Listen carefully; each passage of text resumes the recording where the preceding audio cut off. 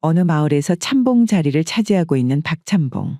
그는 천석군 부자로 마을에서 이름을 알렸습니다. 어려서부터 그는 부유한 집안에서 자라 부모로부터 많은 재산을 물려받았고 이후 쩐주가 되어 돈놀이를 통해 더욱 더 재산을 늘려나가 마을에서 가장 땅이 많은 대지주가 되었는데요. 박참봉은 주로 낮에는 치부책을 확인하며 마을 사람들에게 빌려주었던 돈을 받으러 가는 것이 일이었고, 그리고 밤이 되면 늘 그랬듯 형님으로 모시는 마을 원님을 기방으로 데려간 후 술잔을 서로 마주하였지요. 그날은 박참봉이 기녀들을 잠시 밖으로 나가 있으라 명하고는 원님께 슬그머니 작은 주머니를 꺼냈습니다. 형님, 지난번 형님께서 힘써준 덕분에 참봉 자리에 오를 수 있었습니다. 부디 부담 갖지 마시고 변변찮은 사례이니 받아주십시오. 허허, 홍배 자네도 참. 자네 정도의 부자라면야 이미 부족한 것이 없을 텐데. 굳이 그 낮은 참봉 자리를 원했던 이유가 뭔지 내 참 궁금하구만 그래. 원님의 말에 박참봉은 잔을 들어 술을 한 모금 마시고는 조용히 말을 이어갔습니다. 제가 돈이 아무리 많아도, 아무리 많은 땅을 가지고 있어도 사람들은 나를 여전히 뒤에서 상놈이라 부르지 않겠습니까? 뭐 천한 것들이야 내 그러든 말든 신경을 쓰지 않았지만서도 양반들은 달랐지요. 나를 아래로 내려다 보는 듯한 그 눈빛들. 저는 그게 싫었습니다요, 형님. 그런데 제가 형님의 도움으로 참봉이 되는 순간 아무리 그게 낮은 관직이라도 사람들의 눈빛이 달라지더라고요. 마치 내가 진짜 양반이라도 된 것처럼. 홍배 자네는 참말로 욕심이 많은 친구구만. 나는 돈이면 다 된다고 생각했는데 결국 자네도 다른 사람들의 시선을 신경 쓰는구만 그래. 형님, 사람이란 게 원래 다 그런 법 아니겠습니까? 다 가진 듯해도 결국 또 가지고 싶은 것이 생기는 법이지요. 박참봉은 오랫동안 원했던 양반 신분까지 손에 넣고 나니 이제는 세상 부러울 것이 없었습니다. 마을에서도 더 이상 박참봉을 대놓고 무시할 수 있는 사람이 없었지요. 그러던 어느 날 저녁, 박참봉은 홀로 방에서 때늦은 저녁 식사를 하고 있던 중 밥상을 보고 무엇인가 위화감을 느낀 그의 손이 갈 곳을 잃고 멈추었지요. 무엇이냐? 오늘 차니 이것이 참으로 심상치가 않은데. 그가 이상한 기분의 밥상을 유심히 살펴보니 그날따라 생전 보지 못한 음식들이 올라와 있는 것 아니겠어요? 어란에 탕평채, 숙주나물 무침. 박참봉이 젓가락을 들어 어란 한 점을 입에 넣으니 짭조름하면서도 깊은 맛이 입안에 가득 퍼졌고 다른 반찬도 여지껏 먹어보지 못한 깊은 맛이 나기는 마찬가지였습니다. 이것을 도대체 누가 만든 것이란 말이냐? 그는 그동안 숱한 음식을 먹어봤지만 이렇게 정갈하면서도 깊은 맛이 나는 음식은 처음이었습니다. 평소 밥상을 차리던 노파의 솜씨가 아닌 것은 분명했지요.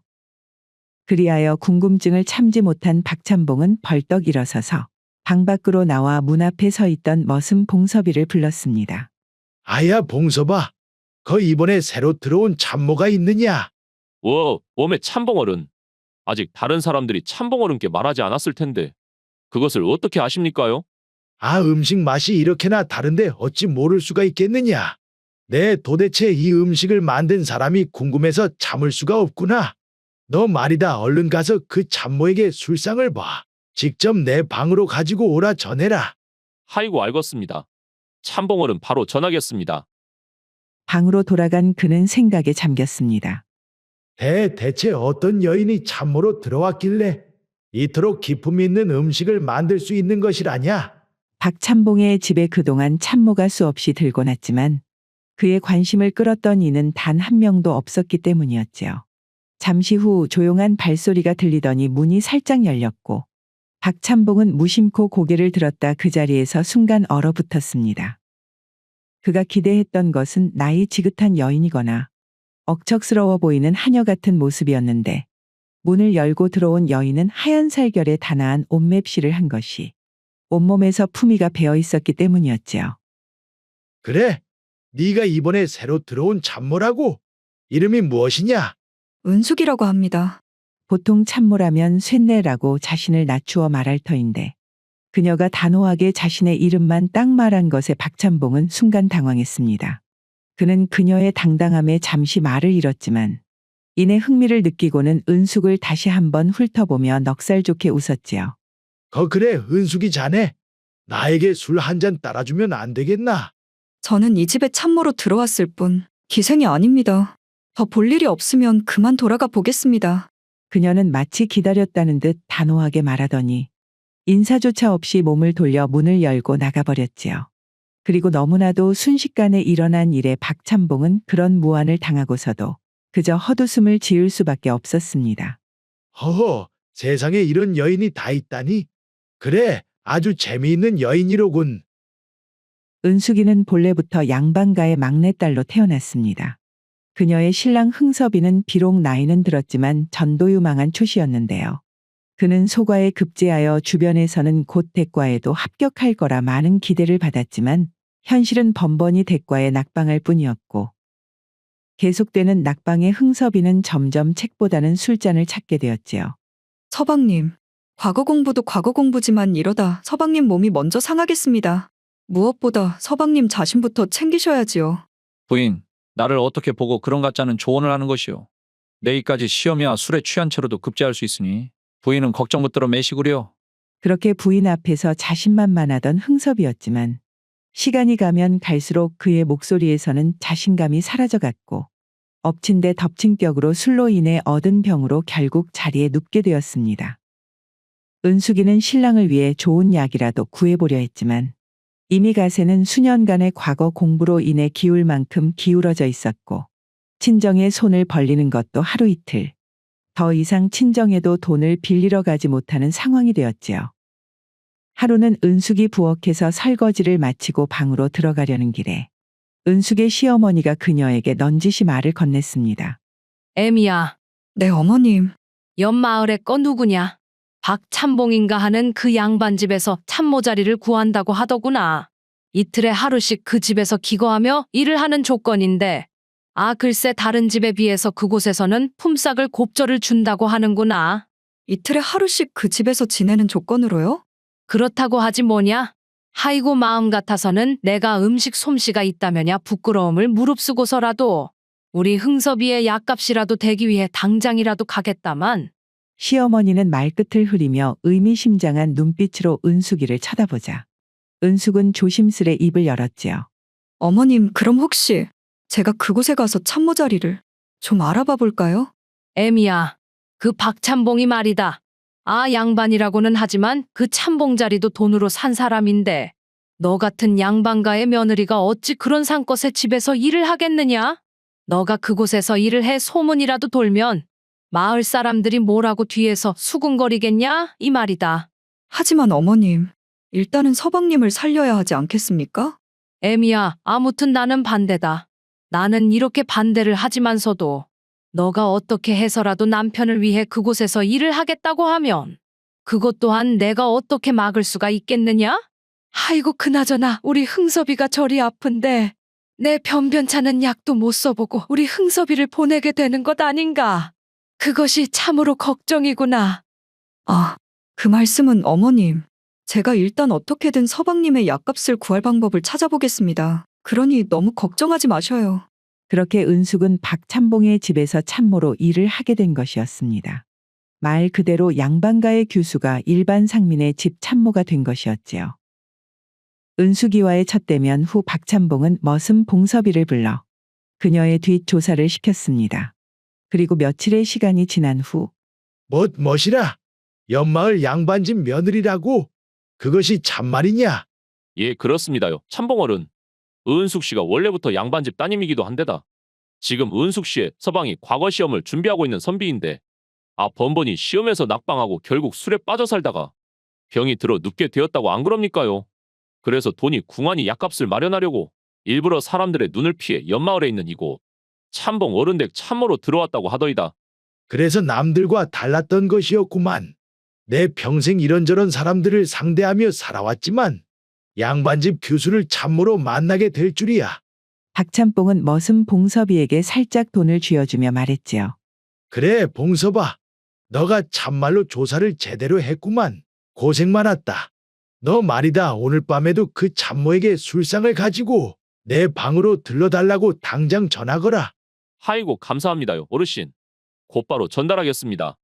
양반이라 한들 돈이 없으면 다 무슨 소용이냐. 그 은숙이가 지금 당장 필요한 것은 체면이 아니라 약값일 터. 상대가 원하는 게 무엇인지 알고 있고 내가 그것을 충분히 가지고 있다면 이것보다 쉬운 일은 없는 법이지. 참모 은숙이를 기다리는 박찬봉의 입가에서는 비열한 미소가 퍼지기 시작했습니다. 그날 밤 은숙이 다시 술상을 들고 박찬봉의 방으로 들어갔습니다.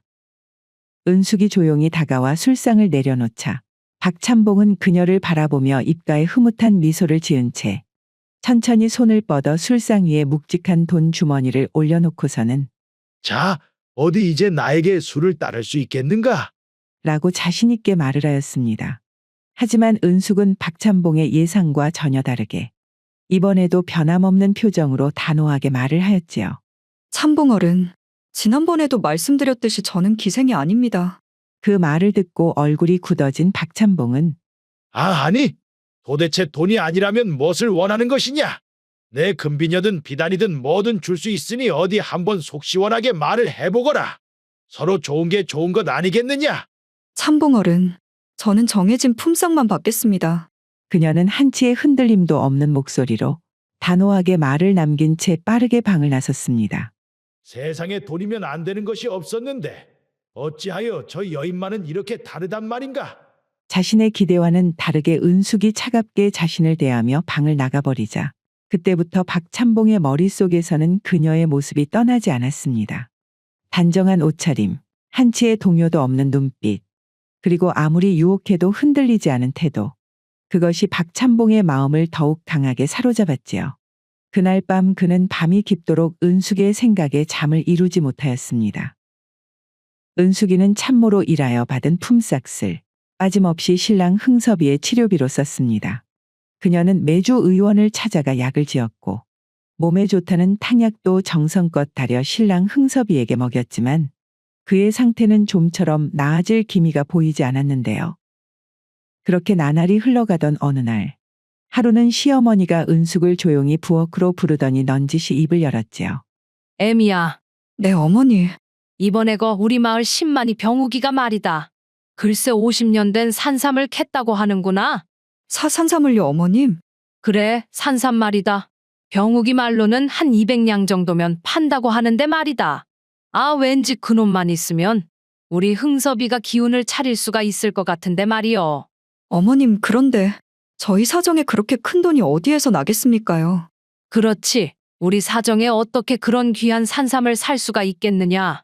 은숙의 시어머니는 푸념 섞인 말투로 말을 하고서는 잠시 망설이더니 조용히 말을 덧붙였지요. 너희라는 그 박찬봉이라면 몰라도 말이다. 아이고 참말로 돈이 없는 것이 웬수구만 웬수. 시어머니의 의미심장한 말에 은숙은 아무 말도 하지 못한 채 그저 고개를 숙일 뿐이었습니다. 이후 일주일 정도 시간이 지난 어느 날 밤. 그날도 은숙이는 어김없이 술상을 들고 박찬봉의 방을 찾았습니다.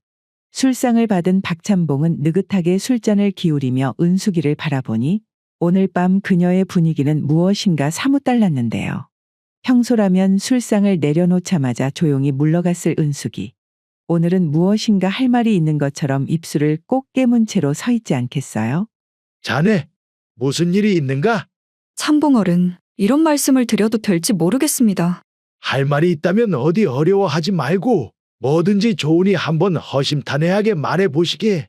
서방님의 병세가 점점 깊어져 갑니다. 참봉 어른의 특별한 은혜로 품삯을 많이 받아 서방님에게 백숙을 올리고 약을 지어보지만 돈이 감당이 되지 않습니다. 아이고, 그런 딱한 일이 있었구만 그래. 마침 마을에 신만이가 좋은 산삼을 하나 발견했다는데 참봉 어른께서 저에게 200냥을 빌려주시면. 평소 그 도도한 은숙이가 더 이상 말을 잇지 못하고 고개를 숙인 채 눈물을 보이자 박찬봉의 가슴 속에서는 짜릿한 쾌감이 솟구쳤습니다. 결국 이렇게 너도 다른 사람들과 다를 것 없이 돈 앞에서 무너지는구나. 빌리기는 우리 사이에 서운하게 뭘 빌린다고 말을 하는가. 박찬봉은 일부러 넉넉한 웃음을 지으며 술상 위에 묵직한 돈 주머니를 꺼내놓고는 망설임 없이 은숙이의 앞에 내밀었습니다. 내 자네가 이렇게 어려운데 어찌 그냥 보고만 있을 수 있단 말인가. 개의치 말고 그냥 가져가서 써도 되는구만. 차, 참봉어른. 박찬봉은 술잔을 기울이며 흐뭇한 미소를 짓고는 이제야 만족스러운 듯 고개를 끄덕이며 입을 열었습니다. 내 호의가 정말로 고맙다면 말일세. 아, 자네가 나에게 마음을 조금만 열어주면 되지 않겠는가? 참봉어른. 어르신의 은혜를 갚으려면 목숨을 바쳐도 모자라겠지만 옛말에 병석에 들어놓은 사람의 마누라는 탐하지 말라 하였습니다. 무엇이라? 병석에 누워있는 마누라를 탐한 자와 그 아내는 결국 죽게 되고 그 사람의 기를 빼앗아 병석에 누워있던 이는 벌떡 일어난다 하더이다. 자, 자네 내 그렇게 안 봤는데 어디 그런 미신 같은 이야기를 믿는단 말인가? 아니, 아무리 그렇다고 하더라도 내 자네와 정을 나눌 수만 있다면. 박찬봉이 은숙에게 다가가려 하자 은숙은 한 걸음 물러서며 한층 부드러운 차분한 목소리로 말했지요. 참봉어른, 제가 어르신의 은혜를 조건 없이 받는다는 말은 아닙니다. 제가 어르신께 한 가지 약조를 해드릴 테니 저에게 붓과 종이를 주실 수 있겠습니까? 약조라니 도대체 무슨 말을 하는 것이냐? 그의 물음에 은숙이 대답 대신 미소를 보이자 박찬봉은 그녀가 원하는 대로 붓과 종이를 주었고 은숙은 조용히 묵을 갈더니 서슴없이 글을 써내려가기 시작했습니다. 방 안에는 붓이 종이를 스치는 소리만이 가득했지요. 그리고 잠시 후 그녀는 조용히 종이를 내밀었고 박찬봉은 그것을 받아들고는 천천히 읽기 시작하였는데요. 참봉 어른의 하애와 같은 은혜를 갚고자 서방님이 병석에서 일어나면 저 은숙은 기꺼이 참봉 어른과 잠자리를 할 것을 천지신명께 맹세합니다. 박찬봉은 그것을 전부 읽더니 마침내 만족스러운 웃음을 지으며 그래, 이 각서대로만 해준다면야. 내 자네에게 돈은 그냥 주는 것으로 하겠네. 이제야 말이 좀 통하는구만. 참봉 어른께 빚을 졌으니 반드시 갚아야지요. 은숙은 차분한 목소리로 말을 남기고는 더 이상 머뭇거리지 않고 방을 나섰고 박찬봉은 그녀의 뒷모습을 보며 만족스럽게 웃었지요. 그래, 아무리 지체 높은 양반집 교수라도 결국 어쩔 수 없는 것이지. 이제 모든 것은 그저 시간 문제일 뿐. 그는 다시 술을 따르며 밤이 늦도록 승리의 기쁨을 음미하였습니다. 박찬봉의 도움으로 마침내 산삼을 구하게 된 은숙은 신랑 흥섭이에게 산삼을 다려 먹이게 되었습니다. 처음 며칠 동안은 흥섭의 몸에서 별다른 변화가 보이지를 않았지만 과연 소문대로 그 산삼의 효력이 대단한 것인지 닷새가 지나자 얼굴에 핏기가 돌기 시작하더니 열흘째 되던 날 그는 마침내 이불을 걷어내고 자리에서 몸을 일으킬 정도가 되었고 보름이 채 되지 않아 그는 완전히 자리에서 일어나 다시 책을 잡을 수 있게 되었지요. 이후 약속한 대로 은숙은 다시 술상을 들고 박찬봉의 방으로 찾아갔습니다. 박찬봉은 은숙이 들어오는 순간부터 그녀를 유심히 살폈는데요. 드디어 올 것이 왔구만. 그는 천천히 술잔을 기울이며 은숙에게 여유로운 미소를 보이며 물었습니다. 그래, 서방의 병세는 좀 어떠한가?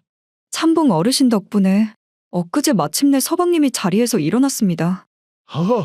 그래, 그거 듣던 중 반가운 소식이구만. 그래, 내 그 얼마나 기다렸는지 자네는 상상도 못할 걸세. 자, 그럼 이제 우리가 약속했던 것을 이행해야 하지 않겠는가? 물론입니다. 참봉 어른. 박찬봉은 그 말에 순간적으로 의아한 기분이 들었습니다. 가만 이렇게 순순히 받아들인다고? 지금까지 그토록 단호하게 거부했던 여인이 아닌가? 약속했던 대로 제가 참봉 어르신과 오늘 밤 함께 잠자리에 들겠습니다. 그러나 은숙의 다음 말이 박찬봉의 표정을 굳어지게 만들었지요. 하지만 제가 참봉 어르신께 약속드렸던 것은 같이 잠자리에 드는 것이지 그 이상을 허락한 것은 아닙니다. 그러니 그 이상 저에게 손을 하나라도 대신다면 저는 당장이라도 은장도를 사용할 수밖에 없습니다. 그녀는 말이 끝나자마자 옷고름 안에서 은장도가 들어있는 칼집을 슬쩍 꺼내 보였습니다. 무엇이라? 잠자리는 함께 할 수 있지만 손가락 하나 건드릴 수가 없다고? 이 계집이 끝까지 나를 우롱하겠다는 것이냐? 그의 목소리에는 어처구니 없음과 함께 점점 차오르는 분노가 실려 있었지요. 내가 이대로 어디 당하고만 있을 성싶으냐? 이후 시간은 흘러 박찬봉은 자신이 할 수 있는 마지막 방법을 선택했습니다.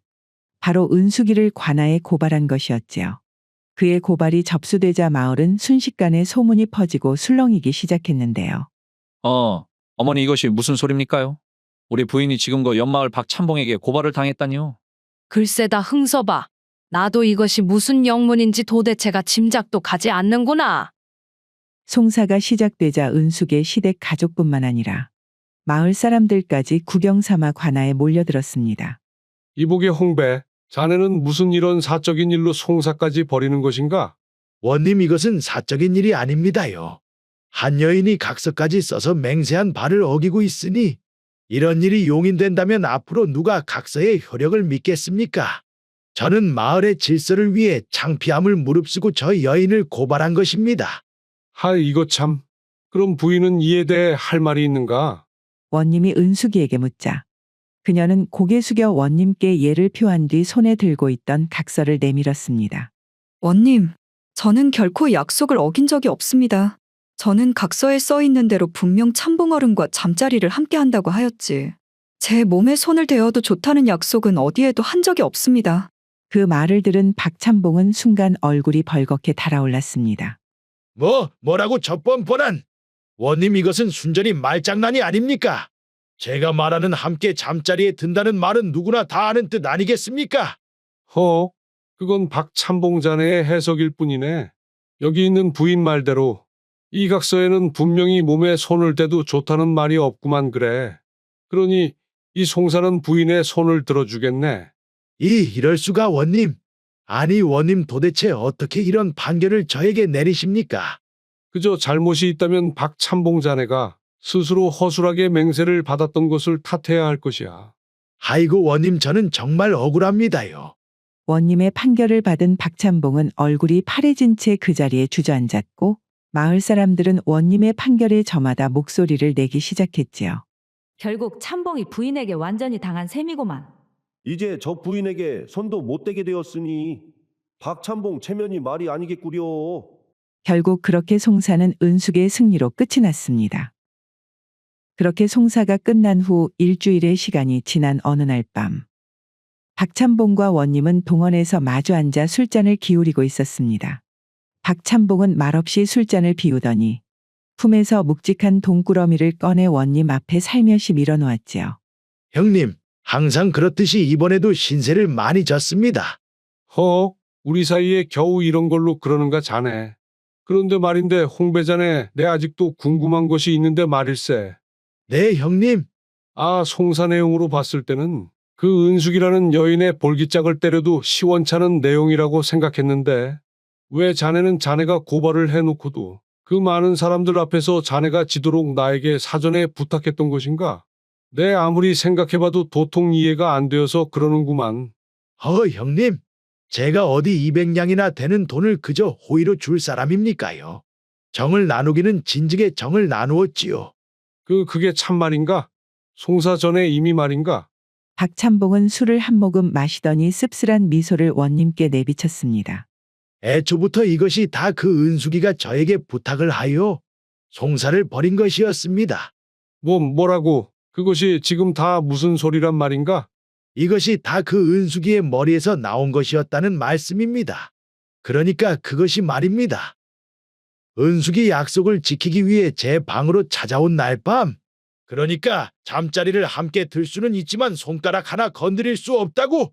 네, 그렇습니다. 그리고 참봉 어르신 그 내용으로 저를 관아에 고발해 주실 수 있겠습니까? 아니 도대체 그것은 또 무슨 말이란 말이냐?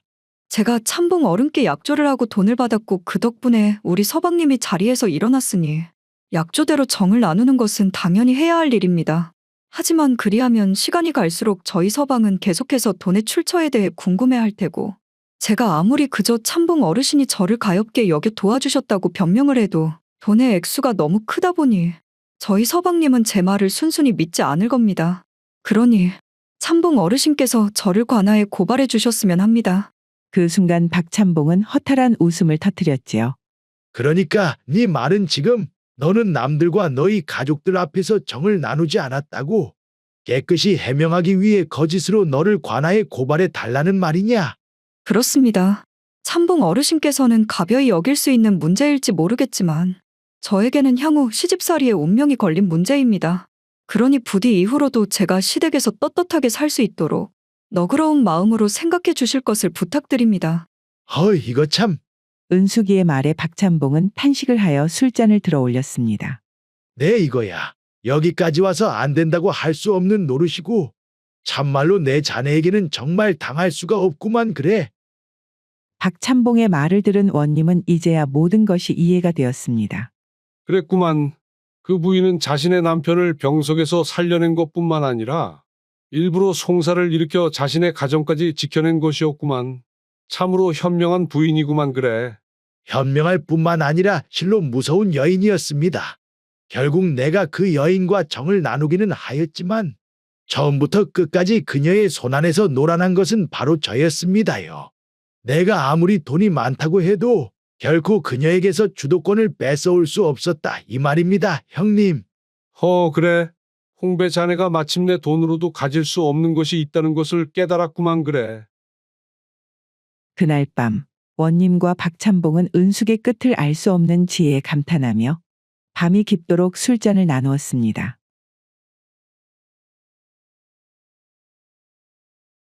오늘의 고전여행 이야기는 이것으로 마치겠습니다. 오늘도 부족하지만 긴 영상 봐주신 여러분들께 감사드리며 항상 가정의 평안이 깃들기를 바라겠습니다. 그럼 저는 다음 영상으로 다시 찾아뵙겠습니다. 감사합니다.